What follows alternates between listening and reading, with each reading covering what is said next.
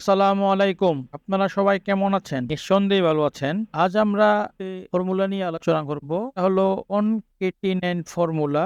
একটা শব্দের সঙ্গে আরেকটা শব্দের যোগ করাই হচ্ছে এর কাজ। কিছু ডাটা দেওয়া আছে, যেমন first name, middle name, last name, এবং এটাকে ফুল নেম। তো রেজিস্ট্রেশন করতে গেলে আমাদেরকে এই ধরনের ডাটা দিয়ে ফিল আপ করতে হয়। হ্যাঁ, তো আমরা আজকে সেই ধরনের ডাটা এখানে রেখেছি এবং এই সেলের মধ্যে আমরা তার ফুল নেমটা বের করেছি, মানে এই তিন সংযুক্ত করে আমরা আমাদের এই নামটা ফুল নেম রেডি করেছি আর কি। তাহলে চলুন আমরা দেখি এই কনকেট ফর্মুলা দিয়ে কিভাবে আমরা বিভিন্ন শব্দকে সংযুক্ত করতে পারি। আমরা যে সেলে এই ফর্মুলা চালাবো সেই সেলের মধ্যে ক্লিক করে আমরা ইকুয়াল কে কল করে কল করব কনকেটিনেন্ট লিখলাম, কল করলাম।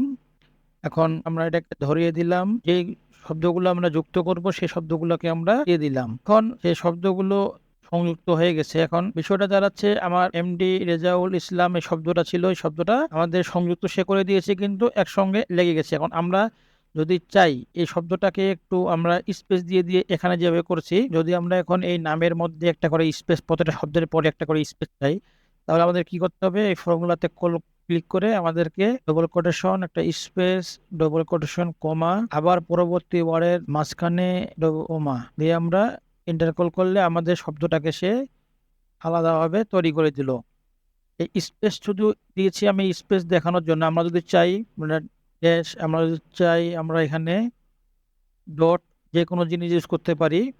যেটা আমরা ইউজ করব সেই জিনিসটা শুধু আমরা আমাদের এই ডবল ইনভার্টেড কমার মধ্যে দিয়ে দিব, তাহলে সে আমাদেরকে রেজাল্ট হিসেবে সেই শব্দগুলোর মাঝে মাঝে এভাবে দেখিয়ে দিবে।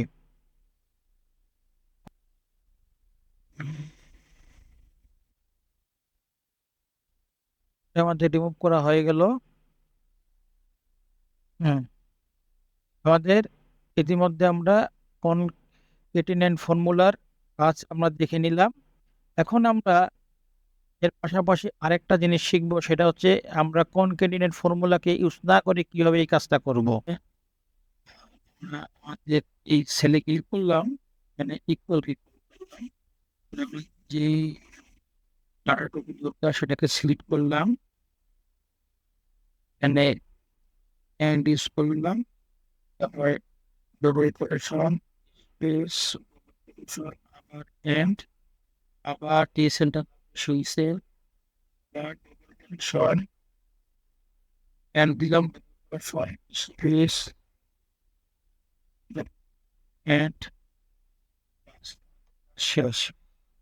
আমাদের যে এই শব্দটা তৈরি হয়ে গেল।